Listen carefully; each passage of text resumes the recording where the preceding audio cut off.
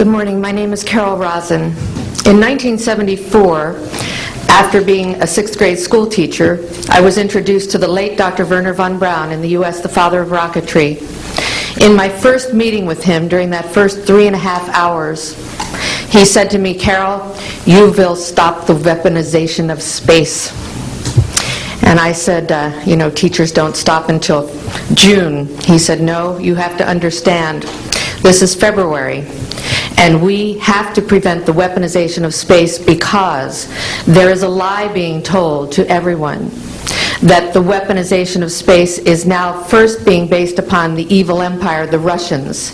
There are many enemies," he said, "against whom we're going to build this space-based weapon system, the first of whom was the Russians, which was existing at that time. Then there would be terrorists. Then there would be third world countries. Now we call them rogue nations or nations of concern. Then there would be asteroids."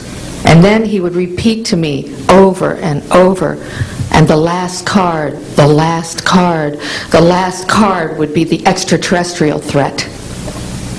Well, at the time, I kind of laughed when he said asteroids, and when he said extraterrestrials, I knew I wasn't going to deal with that subject.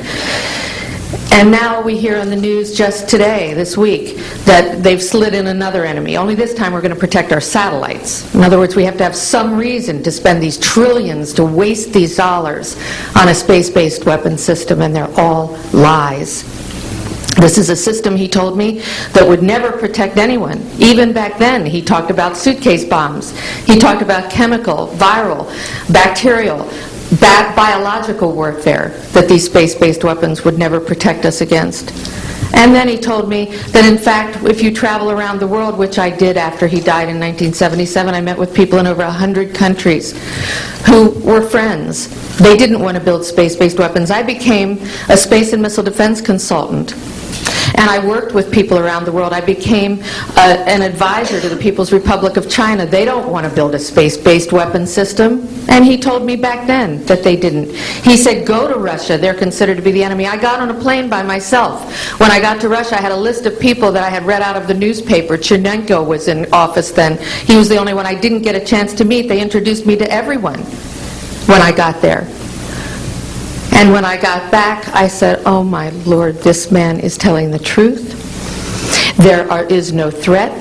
And I've been waiting until this day for 27 years, and I'm expecting the spin to happen, because he also explained to me that as a military strategist, as a person who worked on the MX missile, which I did later, he said, "You will find that there is going to be a spin to find some enemy against whom we have to build space-based weapons." And now we should expect the spin, because he said part of the formula for the intelligence community is if they might have a weapon, then we have to consider that they do have these weapons. So now they do have these weapons, so now we have to build these weapon systems. And that's the formula, except that it's all based on a lie.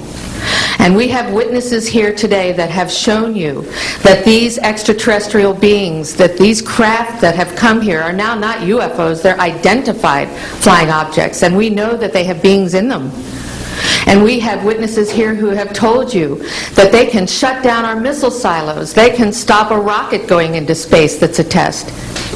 We have witnesses here who have worked in the classified departments, who have the courage to come forward here to support what Wernher von Braun told me back in 1974 to 77. And I will testify before the Congress that when I founded the Institute for Security and Cooperation in Outer Space, which I shut down a few years ago because I didn't believe we had a chance with this huge, integrated around the world, complex weapon system, that we had any chance at all of transforming that war industry into a space industry that could provide benefits, like Dr. Greer has said, of global warming. We can end that situation of that problem. We can end the energy crisis. We can build now non-polluting technologies. Wernher von Braun used to tell me that we could have cars back then that drove around off the ground. He described this to me on beams, so that we have no pollution on this planet.